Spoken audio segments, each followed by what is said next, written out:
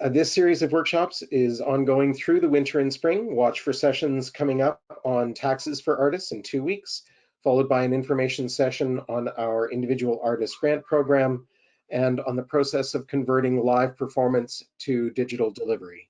If you have specific topics you'd love to see for workshops in the future, please send me a message in the chat function or email us at grants@edmontonarts.ca. We are honored to be working and living in Treaty 6 territory and to be the beneficiaries of generations of stewardship by First Nations, Dene, and Métis peoples. The Edmonton Arts Council is striving to extend the spirit of fellowship and peace represented by Treaty 6. Tonight, we are here to talk about making sure that you understand the rights and obligations that you have as a creator, as an independent contractor, and so on. We welcome Greg Pang, a dynamic and passionate member of the city's arts and entertainment community, a lawyer specializing in entertainment law. Over to you, Greg. Thank you very much for the introduction, David.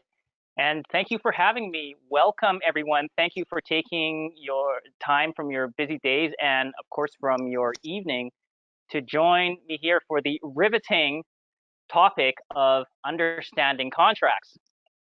So I'm very happy to be presenting this. This is the first time I'm presenting on this particular topic. I presented on topics on intellectual property and various topics relating to film and television, but contracts specifically, this will be the first time I'm presenting on this topic. It's more going to be like a 101 level type of introduction to certain key terms, what you need to do when you are reading contracts and reviewing them, and the questions that you should be asking. It's not to train you so that you can become a lawyer or do lawyer work, but at least you're able to flag issues, ask the right questions, and bring those questions to your lawyer if you choose to hire one to review your contracts for you.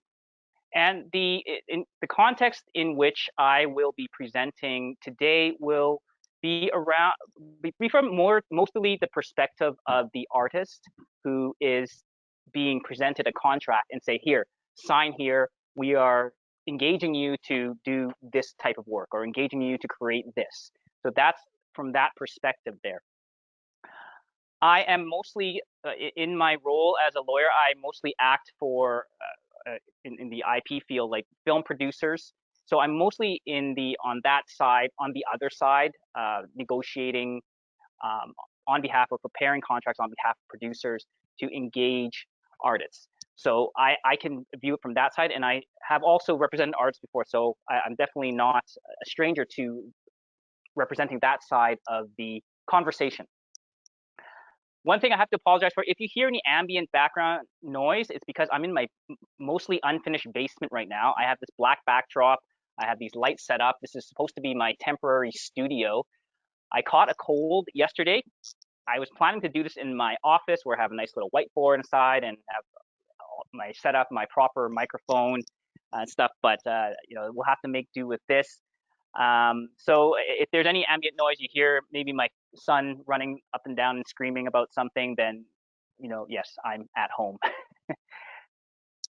Today, while I present, there's a lot to cover, but I want to make it a little bit interactive.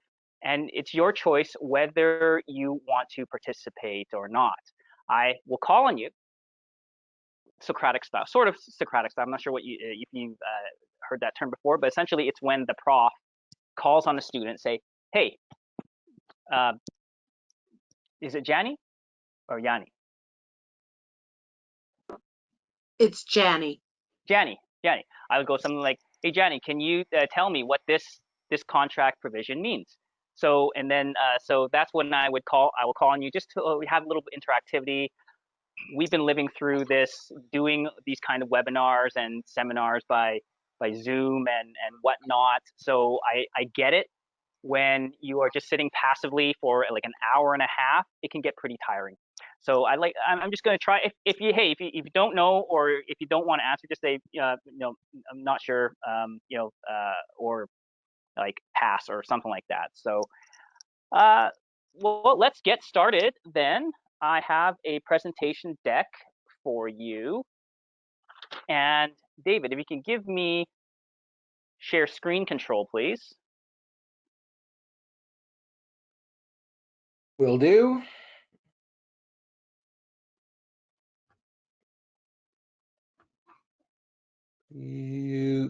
Are you not seeing it right now? I'm not. Okay.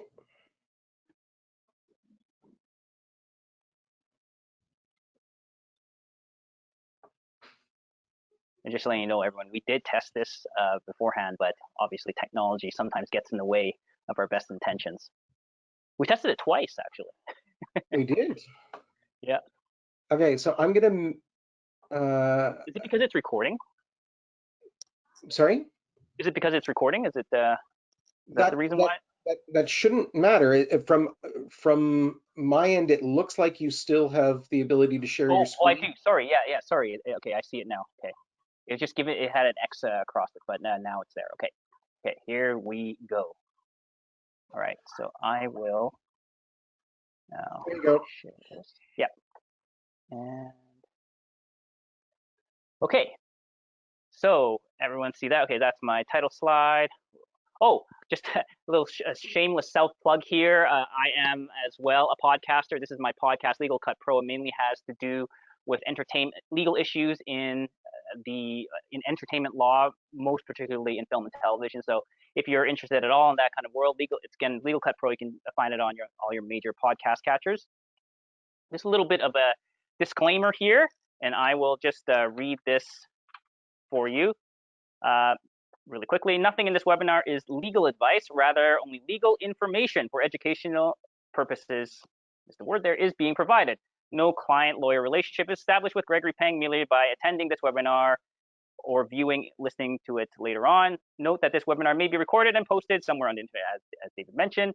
If you ask a question, speak, or have your camera turned on, then you agree that your name, voice, and likeness may be captured in such a recording for the public to later hear or see.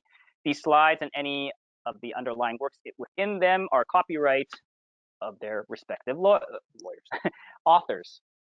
Okay, with that, legalese out of the way, let's get to the other legalese. What I want to accomplish today is do a little bit of a primer on what is a contract, what makes a contract, and then we will go into tackling legalese in a contract.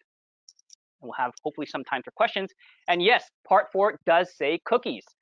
I will be giving away, well, not physical cookies, because it's easier to give away gift cards. 2 $25 gift cards at the end for people who have enough stamina to stay right to the end and answer a couple of questions correctly. Right, so stick around for that. That's 2 $25 gift certificates to Cookies by George, okay, which I think Cookies by George is that'll get you a few really yummy cookies. All right, so what makes a contract?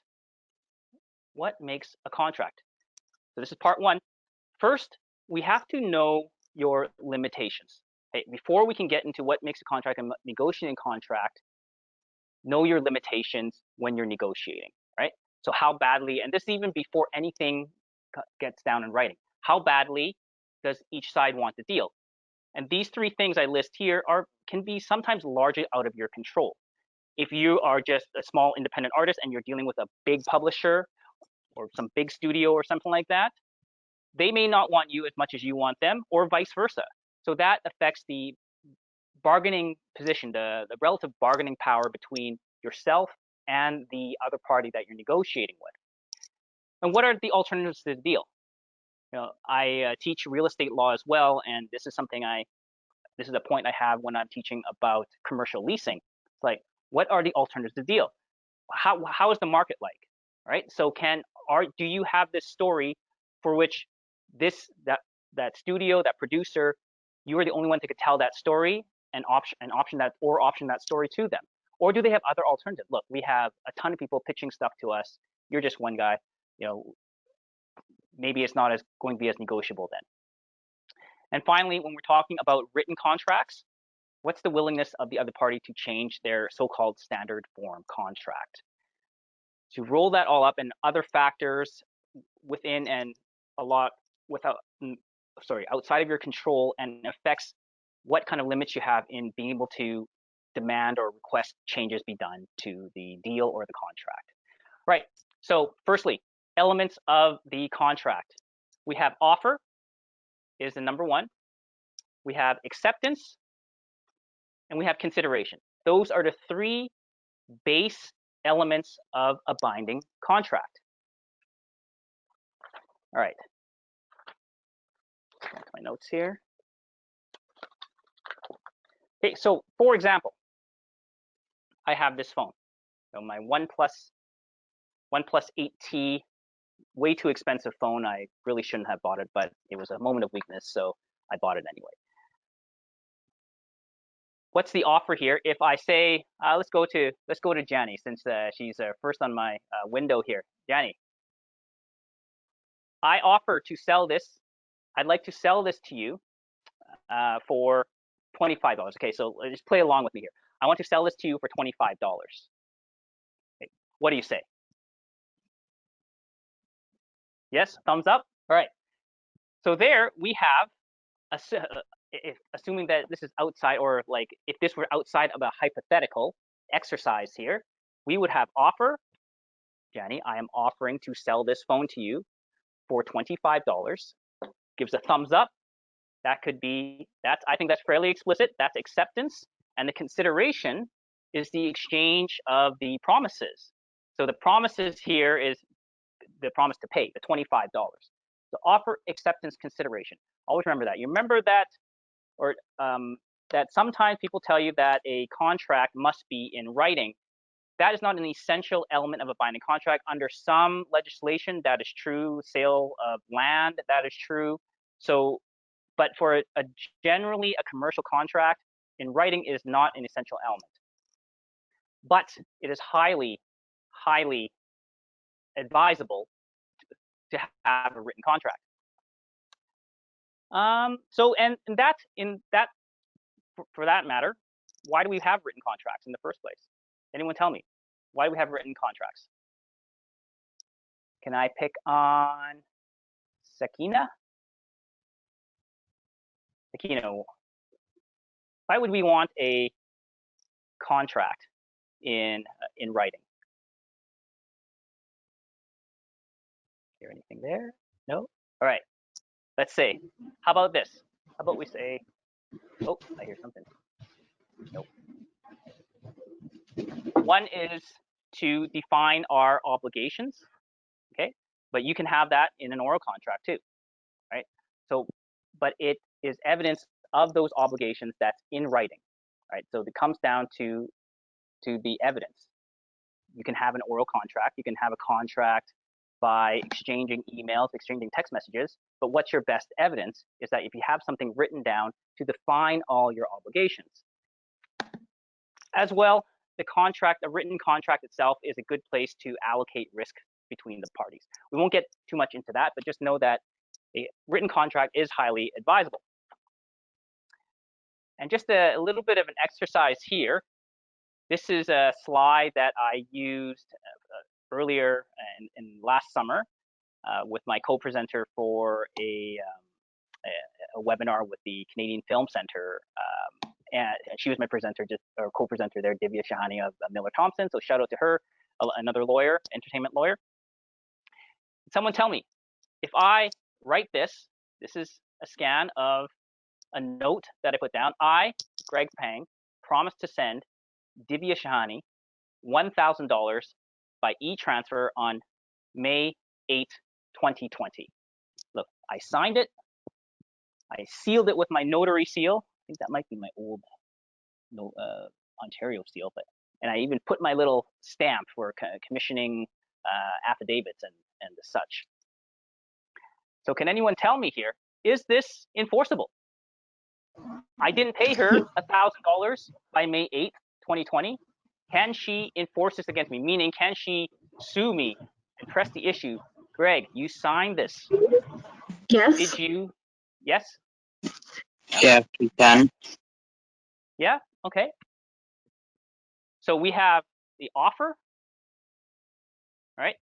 The acceptance, right? And we sort of have, do we have consideration though? What's the offer here?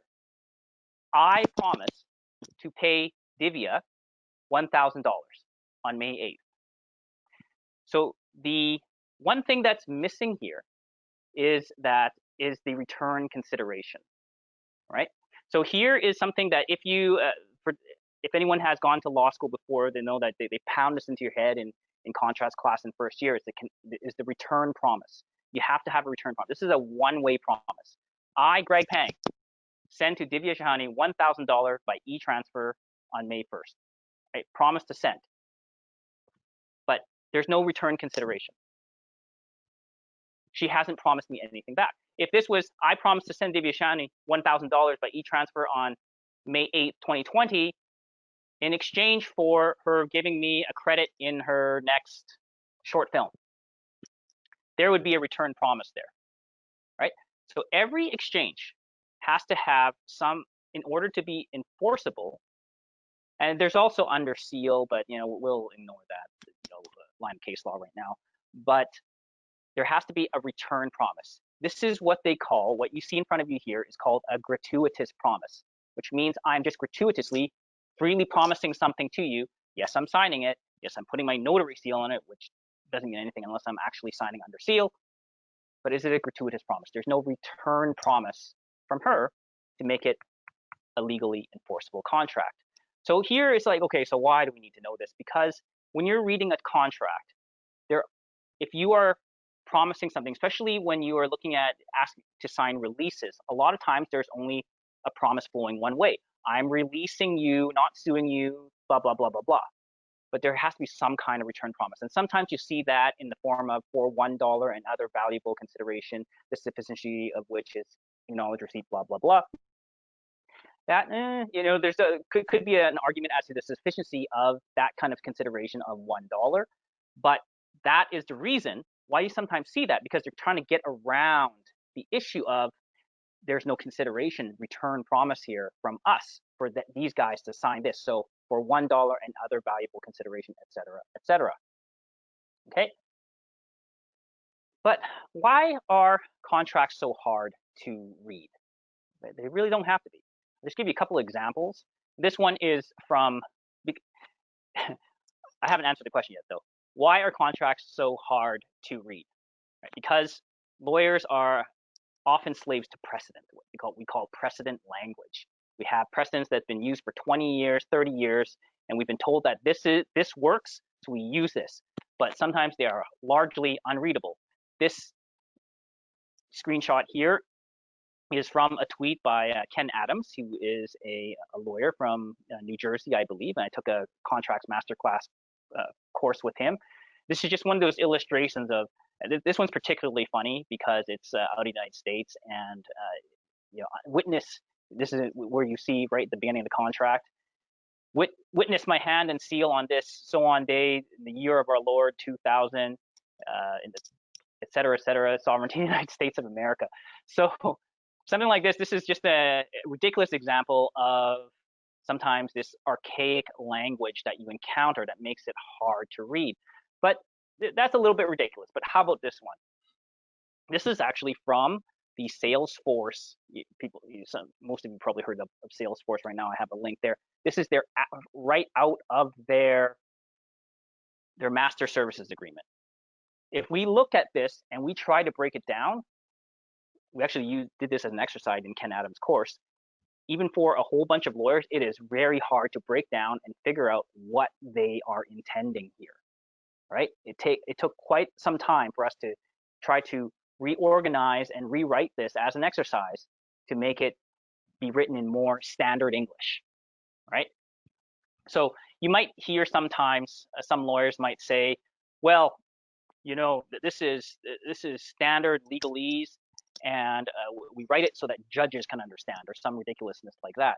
Well, I take a very differing attitude to that kind of to contract drafting. I think it should be drafted so that the parties understand, so you never get before a judge. Okay, if you're getting before a judge, there's been trouble with the way it's drafted. All right. Okay. So tackling contract legalese. Okay, let's move on now. If you have any questions, anyone, throughout, just feel free to ask. Okay, tackling contract legalese. it's just a little bit of a kind of funny here. When I was putting these slides together in Canva, I was looking for, I thought, yeah, it'd be kind of neat to put have a little background image of a seal here. Yeah, nice wax seal. But when I was doing my search for seal, it gave me a whole bunch of pictures of seals. So, and I thought, well, won't it be funny if I instead name it clubbing contract legalese?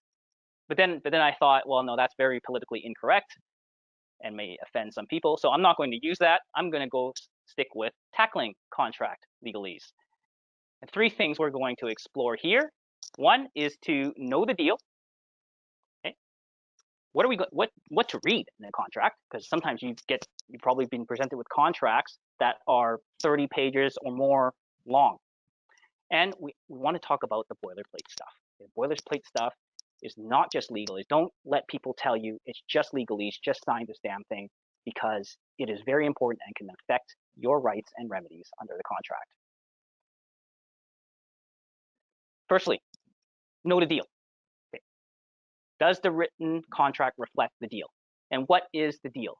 Oftentimes, your deal, the basis of your contract with whomever you are contracting with, is maybe a string of emails, it's maybe a handshake following a conversation, right? So go back to those notes, those emails, when you open that contract, and make sure that the deal is reflected in the contract, right?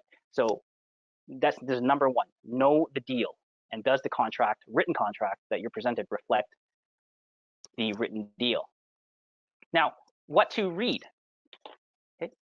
First, but before we get to this, I want to present a lesson in contract wording from Homer Simpson. Yes, Homer Simpson. So this clip that I'm going to play right now is from the Simpsons season 2, episode 6, called Dead Putting Society, which was released in 1990. Can you believe that? And credit to this goes to Disney Plus and the Walt Disney Company. So let me just switch my screen share here. Okay. So let me set this up for you first. In this episode, if you're not familiar with it, Bart, the 2 kids, and if you're really not familiar with The Simpsons, the 2 kids, Bart and their neighbor's son, Todd Flanders, they are competitors in this mini putt tournament, right? And the dads, being dads, or more Homer being Homer, decides to get competitive with Flanders about whose son is the better mini putt golfer, I suppose, mini putt player. So I'm going to play this first part for you. Okay. Here we go. Oh, actually, sorry. I have to click on share the audio as well. Include the audio.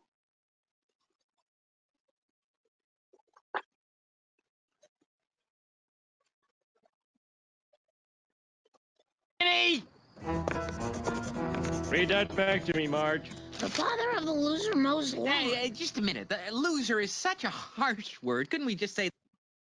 Oh, no. Oh, no, that crashed. Okay. Sorry, give me a second. I don't know why that crashed there. Greg, while Yes. you're looking at that, I'm going to ask Melissa Barron's question from the chat. Regarding the valuable consideration aspect of an agreement, does that apply to a release form or say a FOIP release? Are those different from the contracts that you're describing? It does apply to a release form. I don't deal much with FOIP in particular, but releases, like I'd have to look at the wording in any release to see if there is. But yes, for something to be enforceable, there has to be some kind of return consideration, and it has to go. Well, yeah, there just has to be some kind of returns consideration. And sometimes that can be, for example, and I had to retool my releases this way. Let's say in an appearance release for you're in a documentary or something like that, right? So some of the valuable consideration that can be returned to the person signing who is giving you this release is that you will provide them with a credit in the end credits of the documentary. You will that you can kind of invent some, perhaps be a little bit creative in saying that this is valuable to you to appear in our documentary, which will be broadcast on CBC or something like that. For this valuable opportunity to appear in our documentary. But so it doesn't have to be necessarily, oh man, do we have to value this at a certain dollar amount? But there has to be some kind of return promise, and it could be sometimes it could be as simple as we will credit you at the end of the film in a thank you or something like that. So yes, the principles of contract, a binding contract, offer, acceptance, consideration do apply even to releases. Okay. And all right, so let me get back to this, and hopefully this will play this time properly. Okay. Actually, this time I will do.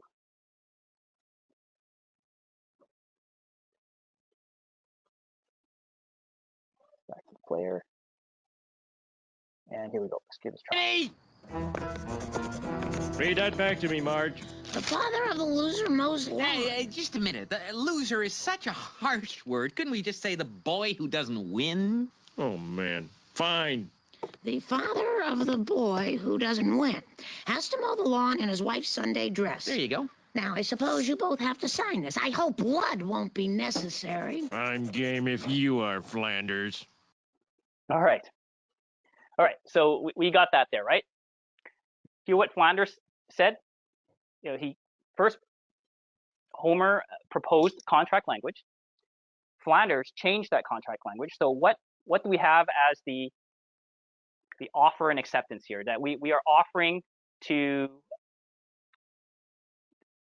offer to each other. So the return consideration to each other is that whoever wins, or here is the boy. The wording here is the boy who doesn't win. The father of the boy who doesn't win must do this, right? Mow the neighbor's lawn in their best Sunday dress, in their wife's best Sunday dress. Okay. So now I will get to the other part. So that's the contract that they have there, okay. And I'll get to the second part.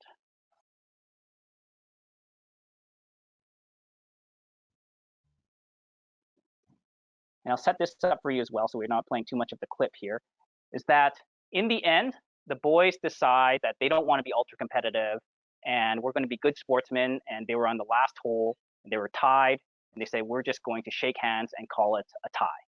All right. So that's what happened there. And you'll see the outcome of that with respect to the contract. Bart, remember what Vince Lombardi said. If you lose, you're out of the family. Homer? Oops. Oh. Actually, I think sorry, we're not, a little bit early there, 21. I have to go to 21, 12, there. Here we go.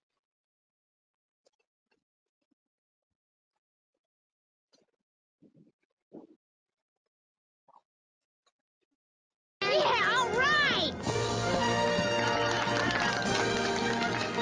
Well, Homer, our kids showed us something today, huh? By working together, we can both be winners. Thank heaven neither of us has to go through with that silly wager. Put her there, pal. Oh, so you're gonna welch on our bet. What are you talking about? Neither boy lost. I got it right here in writing. The father of the boy who doesn't win has to mow the lawn in his wife's Sunday dress. But neither... I mean, we're both... I mean, you have to do it, too. It's a small price to pay to see you humiliate yourself. So there you have it. There's a short lesson in contract language by Homer Simpson there, that every word counts. So you have to read, for this lesson here, is to read every word and know that the meaning behind the words.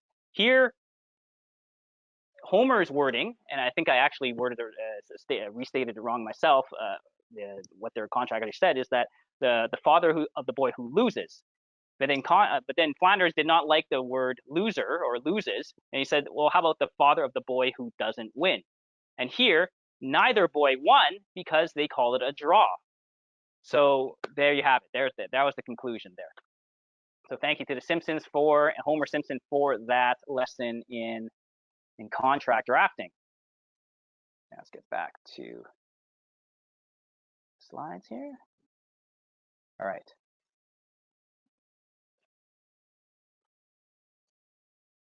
Oops. Why? Oh no. Wrong one.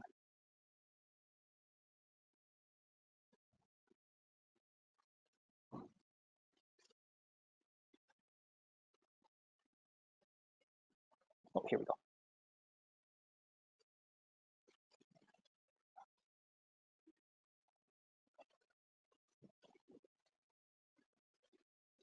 Okay. Nope. Why you? Okay, sorry guys. Just I'm sharing the wrong screen there. Sharing an old presentation. Let me load up. Go with that one. Share.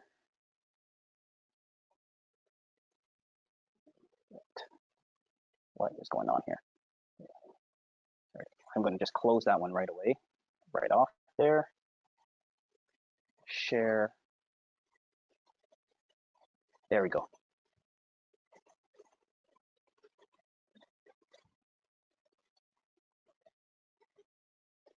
right, so here we go. Again, read every word, every sentence, every word, but sometimes that can be pretty daunting, so you can concentrate on certain key provisions.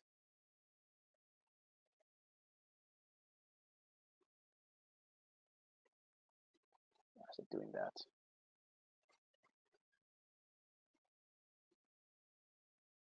Okay. Okay, hopefully this works now. Right.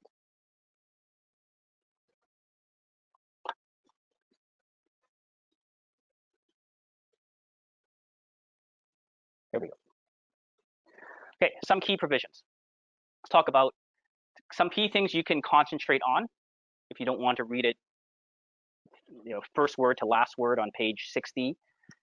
Look at what are your obligations, okay? And once again, does it reflect the deal that you struck originally? What does the contract say that you have to do? Here we have this is an excerpt from a contract that I helped that was presented to one of my clients, and I negotiated for on behalf of my client. And this contract is partly covered up by the company hereby engages writer, and writer accepts said engagement to write a screenplay based on the treatment, outline, development, and or written by company entitled, and I just redacted that, so we're not disclosing confidential information there, and performs 2 sets of revisions to the screenplay as requested by company. Writer shall deliver the first draft of the screenplay to company within 6 weeks of the effective date, and each of the revisions shall be delivered at a time and place to be negotiated in good faith among the parties, but shall not take longer than 4 weeks to complete for each revision. Okay, that is quite a mouthful there. So where does this begin and end? Okay, so where do your obligations begin and end here? Let's say that you are the writer being engaged to write this screenplay. Okay, first you're supposed to write a screenplay. Okay, so we understand that part. That's defined. So, but this is not just any screenplay, of course. It's based on the outline or treatment presented by the company. Okay, but then you have a further obligation. You're not just writing a screenplay. You have 2 sets of revisions. Okay, so let's just write this down as revision 1.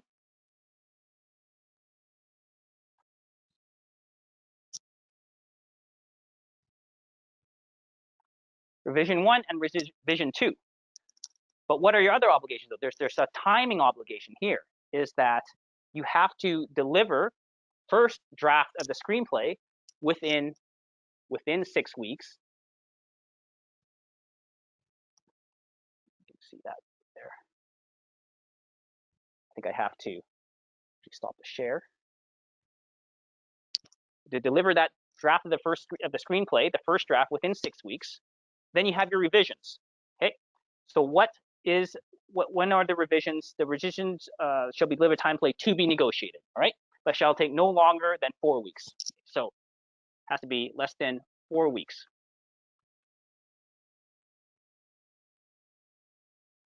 So what are some of the questions you want to ask here about these obligations here? Well, some of the questions you might want to ask is that, okay, what's considered a revision? Okay, here it's a defined term, right? Is this defined term? And oftentimes, when you have a capital letter, this is a defined term. It's defined somewhere else in the contract. So is it defined in the contract? And will I know if this is a revision or not? If they come back to you and say, okay, actually, you have the first draft ready, you deliver to them. They come back with you with, say, one email, say, hey, can you change can you just do a quick rewrite of this one scene and make it so that this character does this instead of that? Is that a revision? Well, we have to find out whether that should be a complete revision. They might keep sending you these little requests in emails and text messages or whatnot, but they might argue with you that, well, that's not a revision, really a revision. Those are just little notes. So these are clarifications that you want to ask about when you see these defined terms. Okay, is it in fact defined in the contract? And a lot of times, unfortunately, they're not, even though they're capitalized. But if it is defined, is it sufficiently clear what these revisions are? So you have these obligations spelled out to you, but is it clear enough that you will know when there will be notes for these revisions and when you will have fulfilled that obligation? Okay, next.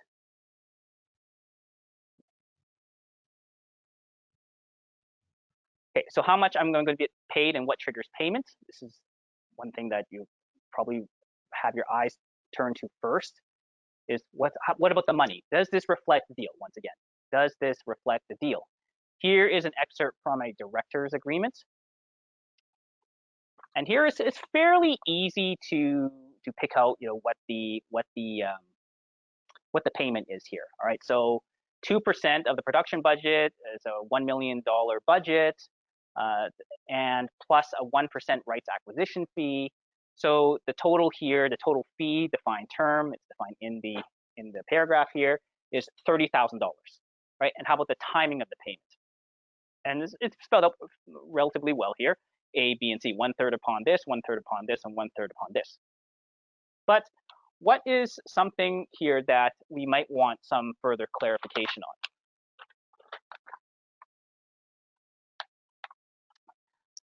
So what about these?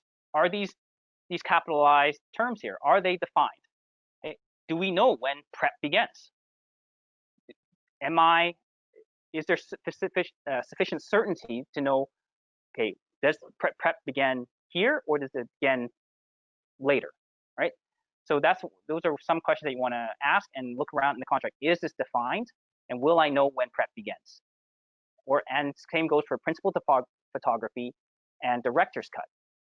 Another question that you might want to ask is, okay, so the last payment, 1/3 upon delivery, right here. Delivery. What does that mean? Delivery to whom? When you're delivering something, there is a recipient. Delivery to whom? I think the spirit of this is delivery to the broadcaster.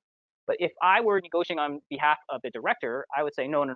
Upon the director's cut being finished, that's when my job as a director should be done. What if there's a lag, a time between when the director's cut is done and a month later when you actually send that the master to of the director's cut to the broadcaster? So it's about asking for clarification of these terms. And one other thing you will notice here is that this is something, the way they have written this is that these are based on percentages of the budget.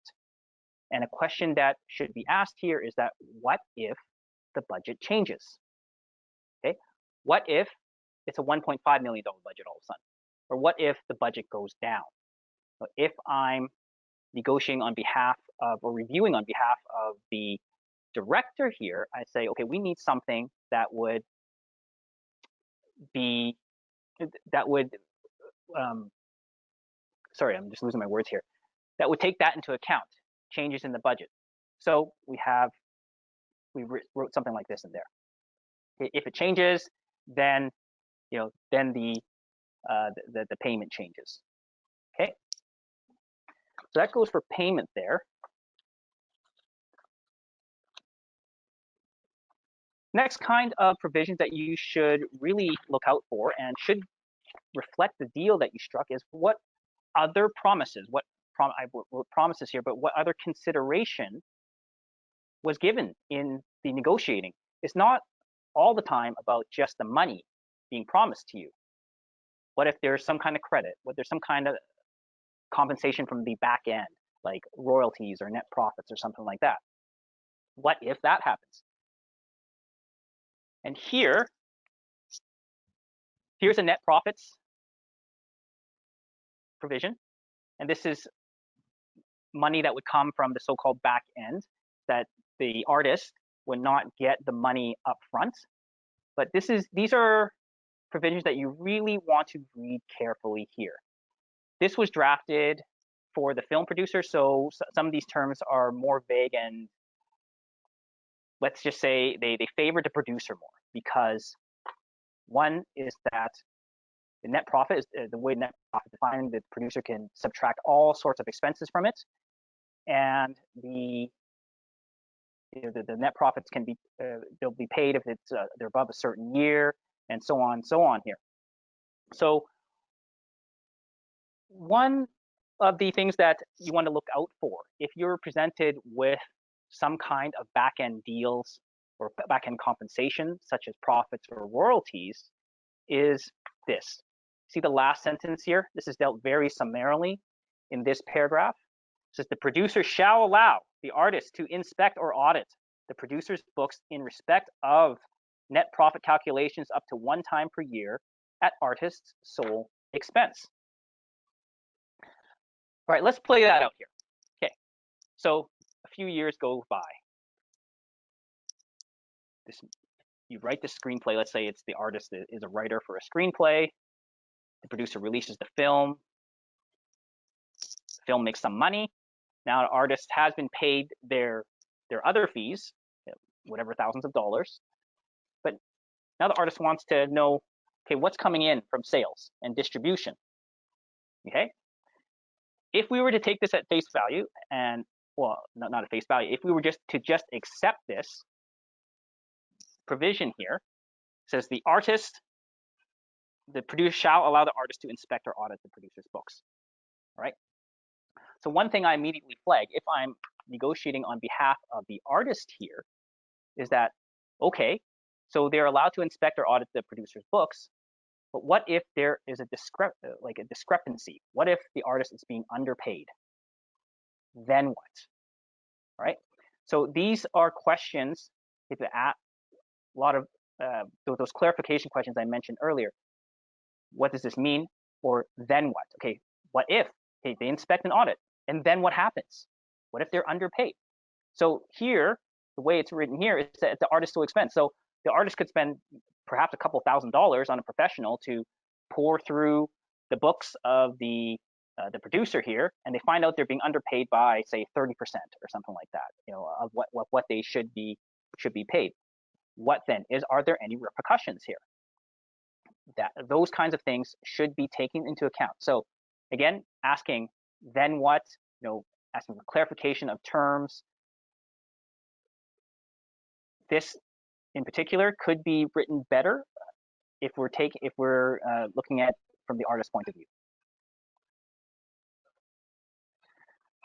Next, another key provision is their performance. And I'm saying there as in the other side's performance. Okay, and I've written here, what are they doing for you? This is often very light or outright missing from contracts, that standard form contracts that are presented to artists, right?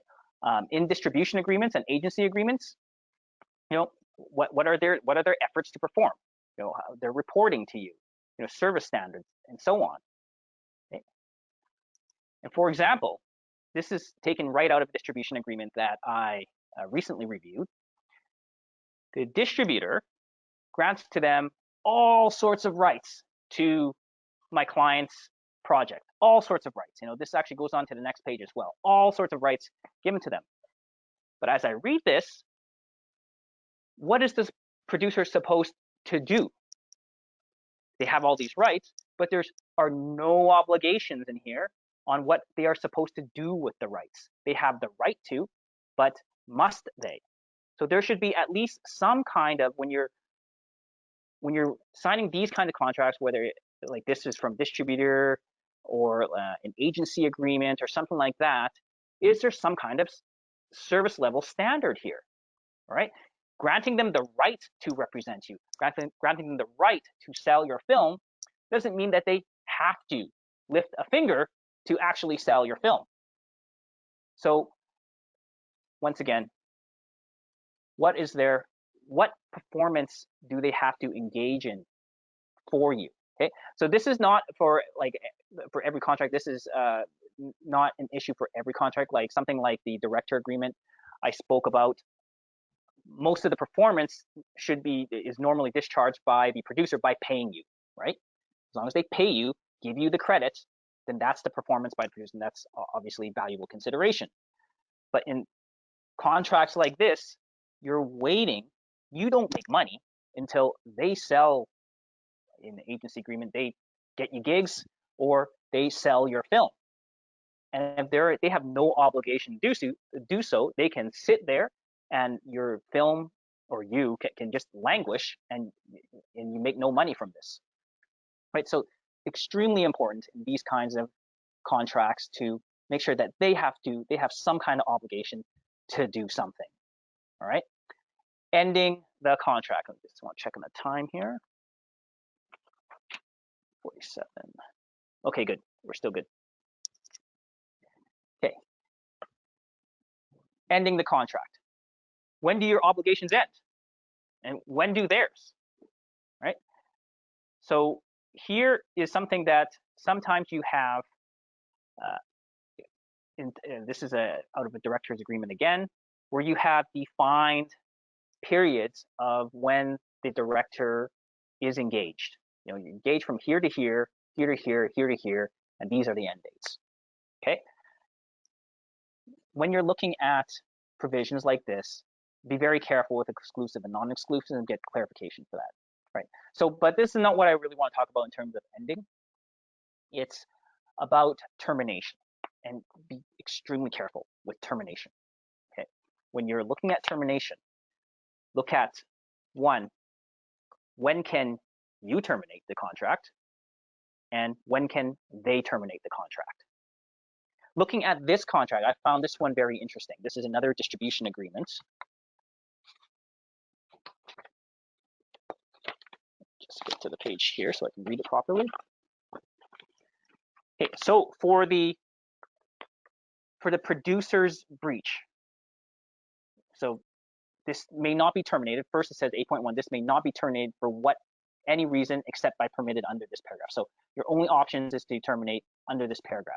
All right. So if the producer, let's say you're the producer, and you're negotiating distribution agreement with the distributor, the termination shall occur if producer commits a material breach of any of the terms hereof and fails to cure same within 60 days, etc., etc. In the event the producer becomes insolvent, bankrupt, or otherwise, so on, they become insolvent. And then it goes on from there, says distributor may in its absolute discretion terminate this agreement by giving the producer notice. Now let's look at the producers. What's your right as the producer to terminate this on the producer's breach? And this is actually fairly typical, is that this is drafted protecting the distributor because it's drafted by their lawyer or something like that. You'll see here that there is some language around when the producer could terminate for distributor's breach, but it's not the same. It's not on equal ground of footing as the producer's right, or the distributor's right to terminate for the producer's breach. Here, the distributor's breach is in the event that distributor fails to make timely financial reports and fails to make any payments pursuant to the terms hereof, and that failure is not corrected within 60 days. Okay, or if they become insolvent or bankrupt, and then the producer can terminate. But what's missing here is that these are the only ways that the producer can terminate. Why not have it that the producer can terminate because of the distributor's material breach period, rather than just defining it or containing it to just not making timely financial reports and payments? Okay, so this is where you have to really be careful in terms of when can you terminate, because, and I've had to litigate this before, or close to litigation rather, is if you're the producer in this situation, you signed a long-term deal with a distributor or an agency, and the term could be like 10 years, 15 years. If you terminate early and it's not in accordance with what you are entitled to terminate the contract for, then you could be liable for the balance of the contract. Okay, so liable meaning you could be sued and owe the money for the balance of those the remaining 9 out of the 10 years of the contract. So that's where this becomes very important, is that make sure you have a reasonable right of termination. And I say that at the very least, have it mirror what the distributor or what the other side, what their right of termination is, right? Okay. Any questions so far? Yes, Greg. There's a couple. Dick asks, often contracts have clauses such as for dispute resolution. Is there an ideal dispute provision that you especially like, or any specific wording that artists should be leery of if they see it in those kinds of clauses? Okay, so number one is any dispute resolution clauses that I like, and number two is what should artists be leery of. Yeah. So I'd say number one is I like the idea of going to arbitration, having an arbitration clause in there instead of having to deal with the formalities of court, which can get very expensive. Arbitration is not cheap either, but it in theory can be cheaper than, or at least more efficient and not as costly. Rather, let's not use the word cheap. Not as costly as a full-blown filing that statement of claim and going to the court of queen bench and being subject to all the rules of court, which could run your legal bill up tens of thousands of dollars. So I like arbitration clauses. They should, if you're looking at arbitration clauses, you should be read it that so that and play like I did with a couple of those other clauses that we looked at. You play it out. Okay, so what if this happens? What do we do? So sometimes arbitration clauses are they look good, but they're light on the mechanics. How do we pick the arbitrator? Is this is the arbitrator's finding? Can you appeal it, and so on? So arbitration clauses, great. The one thing to be leery of is, and sometimes this is where it's out of your control because you're dealing with a very large party on the other side, are jurisdiction clauses when it comes to disputes, right? So, or the jurisdiction of the contract and the law of the contract. If you're signing a contract with, well, let's say the Walt Disney Company, they are going to insist that the contract be subject to a likely California law, right? If we go in and say, no, we want Alberta law, they're going to laugh at us and might even rescind that contract. So be leery that know what you're getting. And sometimes, like I said, those things sometimes cannot be negotiable, but just know what you're getting into there when you're reading those choice of or the law of the contract clauses, because I mean the ultimate goal is to not go to litigation on any of your contracts. But if you do, and if the jurisdiction says California or say Ontario, then you're going to have to hire local counsel over there to either defend or sue on behalf of you if any formal dispute arises. So that's if you can negotiate that in your favor, great. Just know that for a lot of big companies, that is a non-negotiable point. And if I were negotiating on the side of that on the other side, and if we have the stronger bargaining power, I would absolutely not move on that. So, but yes, be leery of jurisdiction. Any other questions, David? Yes, from Melissa. And Melissa, correct me if I paraphrase this badly. Are there examples that you can give? No,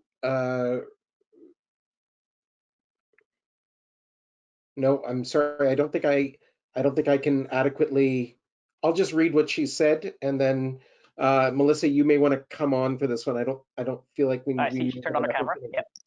Regarding obligations, can you give or point to an example of what that might sound like or look like?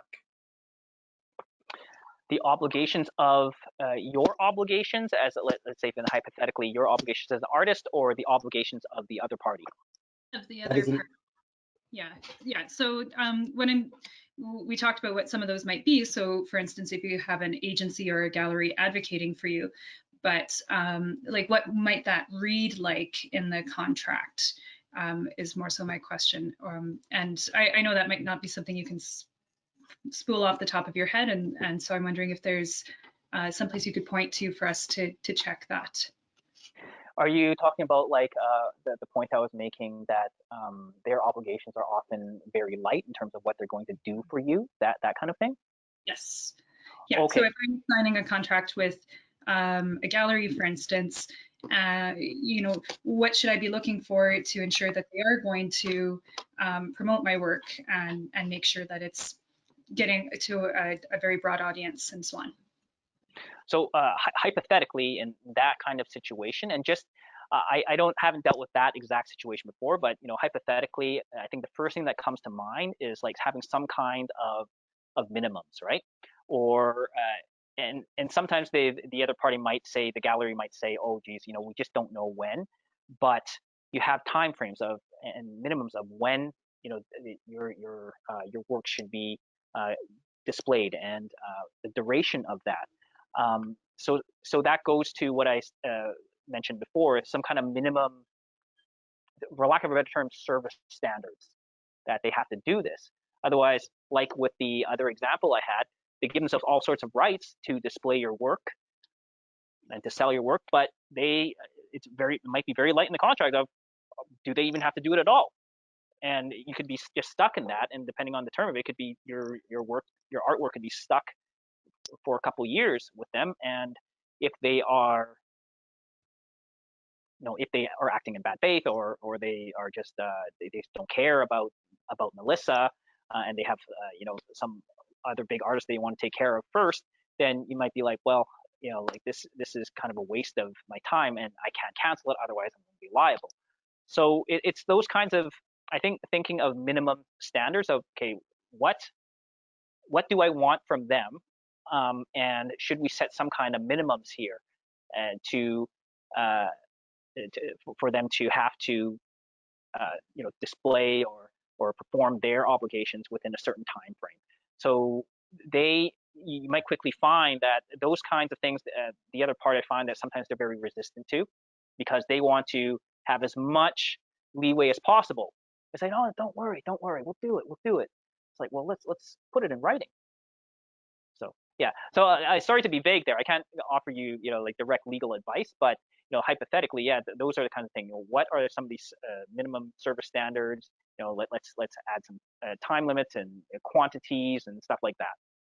So it could be an uncomfortable conversation for them, but like I think a reasonable party would be like, if you say, okay, put me in your shoes, like how like how do I know you're going to do this, or something like that, right? And they might say our reputation and so on, and we're really good, but at least I think there should be at least some kind of minimum service standards written in the contract. That's actually very helpful. So thank you. Welcome. David, anything else before we move on? There was boilerplate? one from Chris. Chris, do you want to just step on to ask? Okay, I can just ask this, Greg. Greg, I just want to know, are you aware of any kind of free lawyer help if I had a contract as an artist and I needed some help with a lawyer reading it? So do you say free lawyer help? Yes, yes. Um, I don't. I don't know. Like legal aid, I know there's legal aid, but that definitely doesn't cover, at least to my knowledge, cover matters like that. That's mainly for criminal, family law types of matters. So unfortunately, no, I don't have an answer to you with Okay. that. I mean, there are a lot of resources out there, and I know it kind of sucks. Like lawyers, I'll admit, we're not cheap, and but yeah, I guess one thing to consider is like, what's the size of the contract and how concerned am I about this? And, is it a good spend of my time for, $500 or whatever? Get a lawyer to review this properly. 500 might be a little bit low, but get a lawyer to properly review this and at least give me some advice so that I know at the very least what I'm getting into there, because this contract is super dense and I don't understand it, or I don't know if I quite clearly get what I'm getting into here. So sorry, I don't have the answer you're looking for. Well, thank you very much. I know there is a group out of Vancouver that probably will be moving here within a few years that want to get legal aid across the country.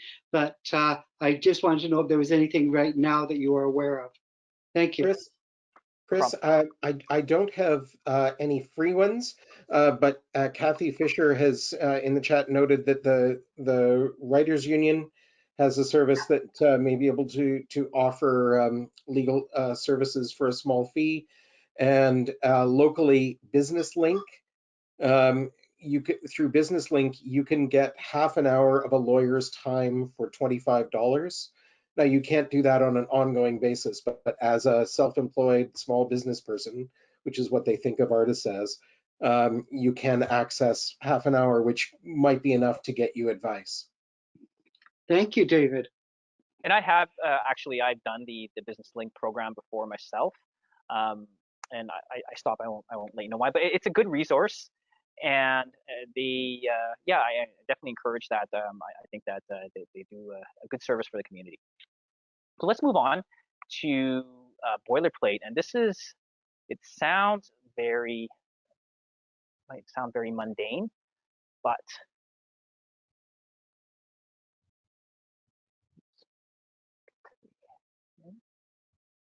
okay. So there's so much that we could talk about boilerplate, but I will go to some just 4 key types of provisions that are common. I get questions about a lot, or there's a lot of misunderstanding over, or people just sometimes skim over and not know what they mean. Force majeure is something that I want to bring up because we have had quite a few, or at least a couple of major force majeure events happen to us this past year, and yeah, we will get to that. Okay, so firstly, let's talk about rights clauses. Okay, as artists, you want to know what they are taking. Okay, what they're taking.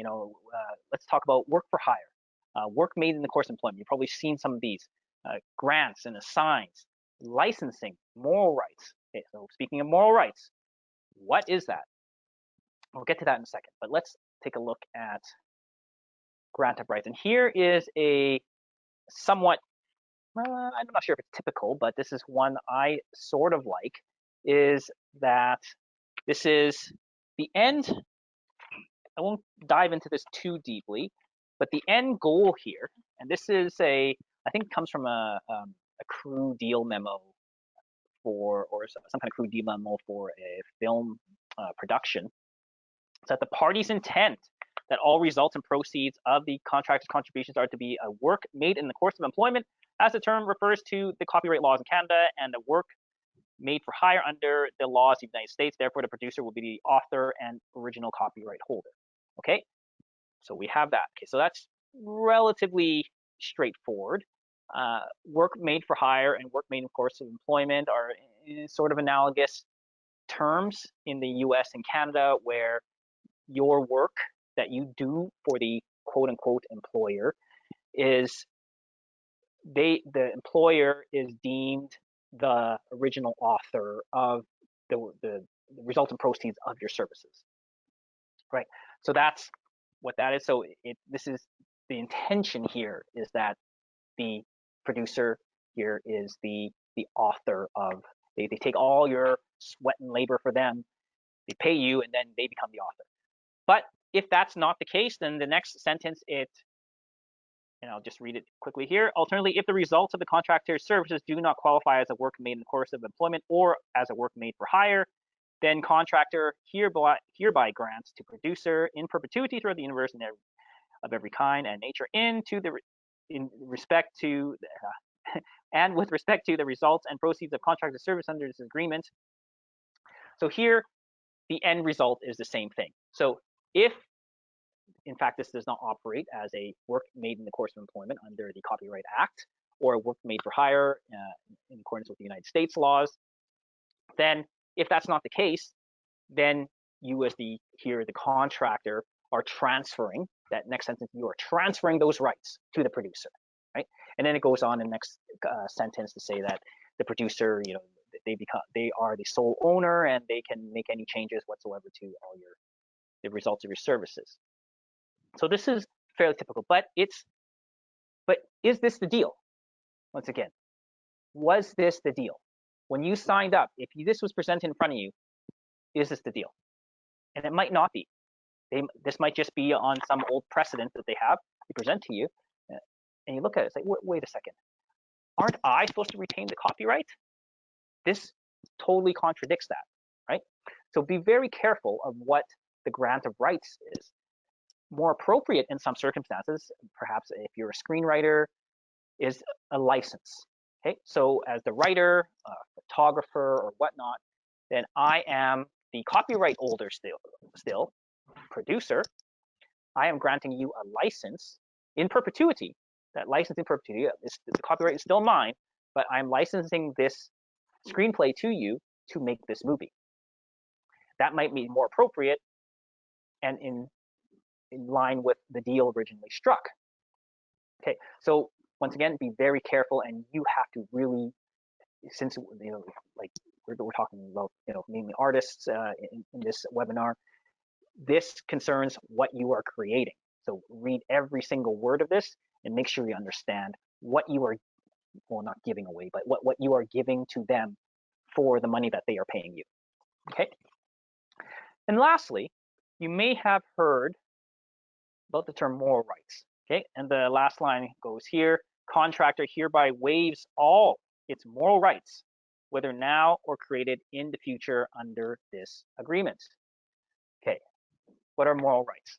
Right, so this is a commonly misunderstood term here. It doesn't have anything to do with morality per se. It's this concept in copyright law. It's the author's right to be attributed of attribution to the work, your screenplay, like, for example, credit, association, or right to be not associated in terms of like the work being associated with a product or as part of a collection of other works and so on. And the right to integrity, it's the old term is called paternity, but the right to integrity meaning that, to changing it, to making changes, or to making changes, basically. So what this is that why you see this in contracts as you're waiving your moral rights is because you can't, under copyright law, this is not a transferable right. Only the author, and I have it in all caps here, only the author, the original author of that screenplay, the quote-unquote author, or the creator of the painting, can waive these moral rights. If you don't waive the moral rights, then the author is reserving all of these. Okay, but oftentimes, so in say that example of the screenplay I was talking about, the waiver the producer needs that waiver of moral rights to be able to make changes to the to make edits to the screenplay, to perhaps should use parts of it and not the others, to translate that screenplay into this film, to use that dialogue. So that waiver of moral rights is always required by someone that is contracting with you if they're taking your work and making some other work out of it. But beware here of unconditional waivers. And admittedly, I try to make this as simple as possible and just hope the other side signs it, is that, just hereby waives all moral rights, right? But if I were looking at this from the artist's point of view, I might attach some conditions to that, right? So we don't want to, it has to be subject to some kind of attribution, subject to the, if it's a, let's say if it's a photograph, subject to it not being, let's take an example, associated with any objectionable, or not objectionable, that's too vague, like pornographic, or like just because it's been in the news, like white supremacist types of work, or something ridiculous like that, right? So just be wary of unconditional moral rights waiver, and I highly suggest that you get legal advice when you come across something like a moral rights waiver. Right. Next, you often see this. This is almost every single contract, that you have representations and warranties. What are representations and warranties? They're basically, there's a lot of case law over this. We won't get into it. And what is the difference between a representation and with a warranty, and then there's a covenant, and you often see it as represents, warrants, and covenants too. But basically, they are facts that you are stating in this contract that are true and will remain true for the term of the contract. Okay. If they are not true, then you could be in breach of that contract, right? And we'll get to that third point there. What about their representations and warranties? Well, okay, no, let's get to it right now. Next slide. What's good for the goose is good for the gander, is what I'm trying to get at here, is that if you are giving them representations and warranties, some sorts of representations and warranties, they should give you in return similar representations and warranties, right? That are appropriate. So it's not always appropriate for them to mirror yours, but oftentimes I see in standard contracts that there are no representations and warranties from the other party. Let's look here. Here is a list of, and these can go on for pages. I think this is like 2 pages of representations and warranties from the lender, which is the corporation for the director is contracting through. The lender, let's just call him director. The director is giving these representations and warranties that they're a Canadian corporation, that the director is a resident of Canada, that they're residing in Alberta, and these have all consequences if they're not true to tax credits and funding, and other representations here. So what you want to do when you come here, and don't just let people tell you that this is just legalese, just skim over that. You have to read these to make sure that they are indeed true. Otherwise, you may risk being in breach of your contract right as you sign it, right? So read each one of these. I know they can be lengthy, but read those representations and warranties and make sure that they are accurate. If they're not accurate, ask them to take it out, ask them to change it, and again, consult legal advice if need be. All right. So once again, like with this goose, what's good for the goose, good for the gander. They need to give you representations and warranties too. Like for example, just an example, like because we talked about the context of distributor agreement. Well, I want a representation that, and I've had resistance over this, that you are, and it can be worded, slightly vaguely, but that you have sufficient experience, sufficient contacts, and sufficient staff to be able to perform the obligations under this contract. Right? I want you to represent that, and I want that to be in your representations and warranties. Because a lot of times sometimes with smaller companies, they have no track record, right? So you may not have any idea. So you want that representation so that if it's not true, if it's just say a one-man show and this is their side hustle and they're just DJing most of the time, and so that representation will not be true then. Indemnification. And here is something that can be very legalese, very dense language in contracts. Okay, so what is it? Generally, what is it? It's about compensating. If you are indemnifying someone else, you are agreeing to compensate them for their losses. Okay, so I would say, as a general tip, to try to avoid indemnifications. If I'm negotiating on the other side, like usually I'm with producers, I always try to get the indemnifications.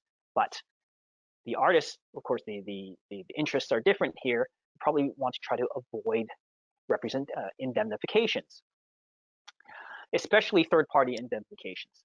Or at the very least, try to get a two-way indemnification so that, once again, what's good for the goose, good for the gander. So how does this work? Okay, so you're indemnifying them for losses. Okay, so what?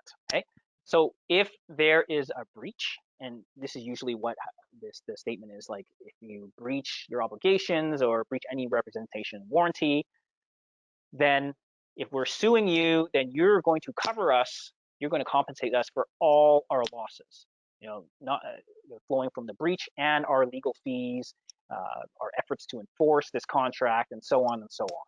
Right? So you can see how this really shifts the risk, and that's why, as a general tip, if can be avoided, and you might run into heavy resistance on this, try to not indemnify them. I mean, they still have the remedies. If you breach, that's a breach. They can still sue you for breach and ask for damages and costs and all that in court. But this indemnification is that shifting of the risk that's written down, is that you have agreed that you will compensate them for all costs of their losses if one of your representations and warranties turns out to be not true. And one thing that I say or at least avoid third-party indemnifications. That's maybe not in this context. It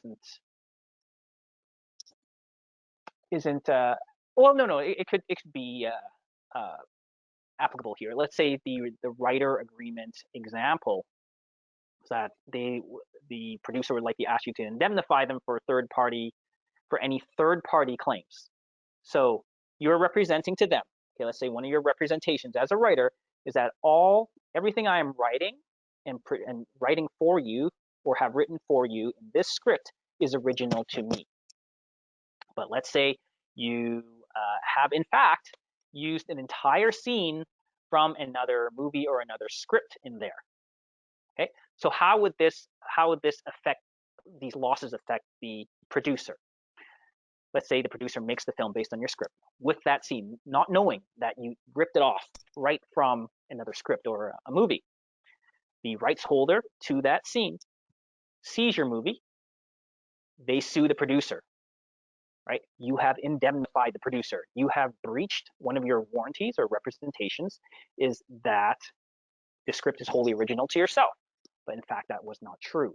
Since that was not true, the producer is going to come after you and say, no, you have indemnified us. You're going to compensate us for all our losses. Now we have to defend against this copyright infringement lawsuit, and we might be liable for many thousands or tens of thousands of dollars.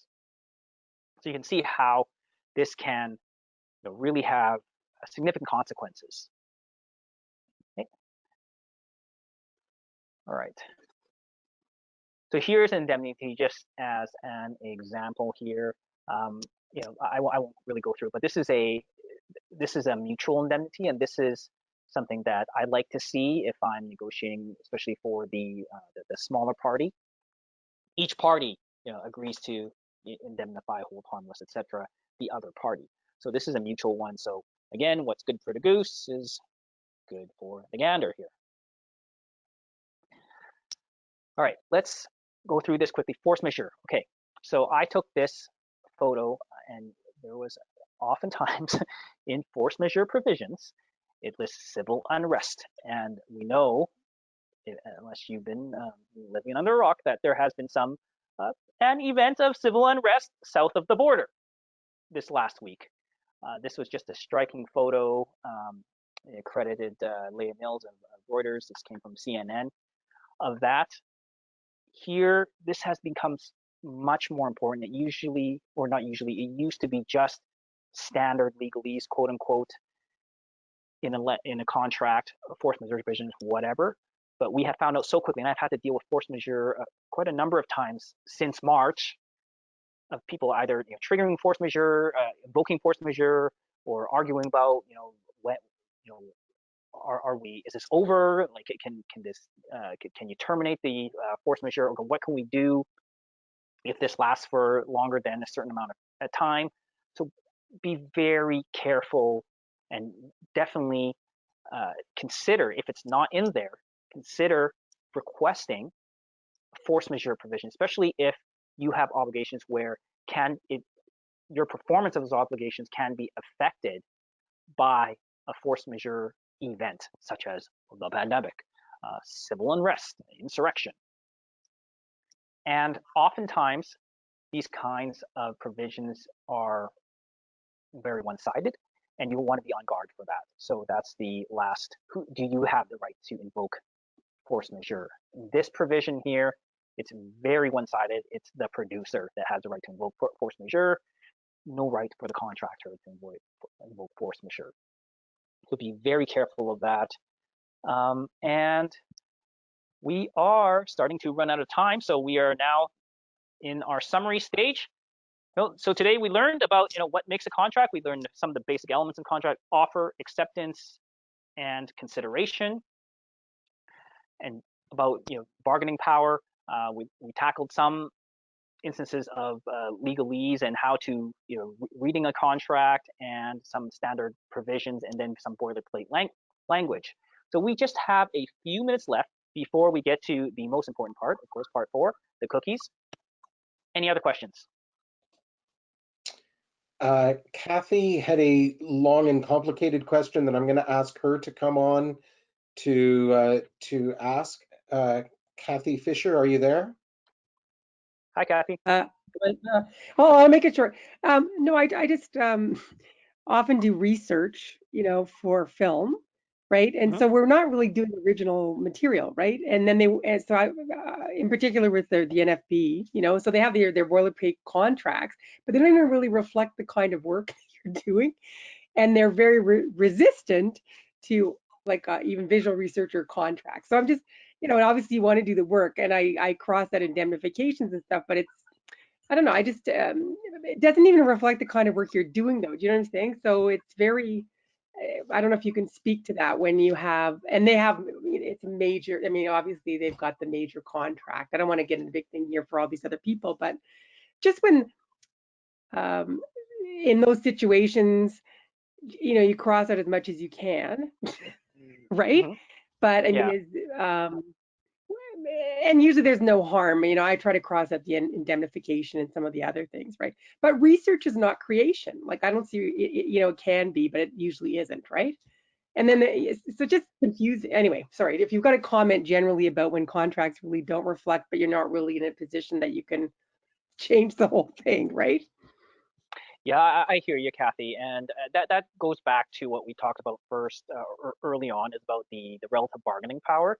And not to, and I don't want to, pick on the NFB in particular, but I used to work for the federal government as well, quite a few years ago as a competition officer. And I didn't deal with contract procurement itself, but I know that government, dealing with government or government, branches of government and their contracts can be, again, not targeting NFB at all, but it can be an exercise in frustration because they can be very rigid. It's like, because to change anything, they've probably been given their orders that to change anything, we have to go up to legal, and do it, and that could take a lot of time, and we don't want to do that. So we've been instructed to just use these contracts. So, sometimes it could be just a matter of just saying, no, I'm not signing this because it doesn't reflect this kind of arrangement. Give me a different contract. And if you do that, then of course you risk them saying, well, too bad, Kathy, we're just going to go to the next person because they're just going to sign this contract without asking any questions. And that kind of sucks, right? So, and then there's where we go to the relative bargaining power, or if Kathy is the only one that can do this, and there's no one to do this work, then you might be in a better position to say, hey, no, change this because this is not a good contract for what I am doing for you. Thanks. Thank you, Kathy, and that was great, Greg. Anyone else? No. Okay. All right. Well, let's wrap this up with the cookies giveaway. Cookies by George, $25 gift certificate to Cookies by George. First one to tell me what is an indemnification. First one to tell me what is an indemnification. A breach in contract, I think, if I remember correctly. Not quite. A breach in contract can, it's related. Anyone else? What is an indemnification? If no one else answers, it's going to Tyler, if no one has a better answer. Angie. Isn't it the result of breaching contract? A little bit closer. Someone being liable for something, for being liable for their losses. That's even closer. I'll take one more person. That Marianne's the closest right now. Jenny. Compensation for if something goes wrong. Sorry. As Jenny, go ahead. Agreeing to compensate for their losses. Jenny's got it. All right. Jenny, if you could send me an email afterward, greg@redframelaw.com, I'll take your information and I can send you the gift certificate. Next question, last one. Someone tell me what your best guess at what, or how well you remember, what are moral rights? Moral rights. Tell me, what are moral rights? Moral rights are your rights to the material that's been produced. So anything like if you've written something, the ability to change that. I think that's close enough. Marianne, I'll give it to you. Is your right of integrity, your right of association, and oh my God, I'm too tired. I'm drawing a blank now. There's one more. But Marianne, I'll give it to you. Send me an email, greg@redframelaw.com for the gift certificates. And I think that's we should wrap it up now. Once again, my name is Greg Peng. Thank you very much for your patience. I know we can't do this in person. It'd be much better in person, but thank you to the Edmonton Arts Council for hosting this. It's been a lot of fun with you this evening. And if you have any questions, you can find me, greg@redframelaw.com, or visit my website, or you can catch me on my podcast once again, Legal Cut Pro, on Apple Podcasts, Spotify, Google Podcasts, or wherever you find podcasts. Again, thank you, and hopefully see you out there at some point. All Thank you, David. On behalf of all of us, thank you so much, Greg, for this. You're getting tons of thank yous and kudos on the chat line. Thank you all so much for joining us this evening, and we'll hope to see you in 2 weeks when we talk about taxes. Oh boy. Again, Greg, thank you so much, and everyone have a wonderful, safe evening. Good night, everyone. Go Oilers.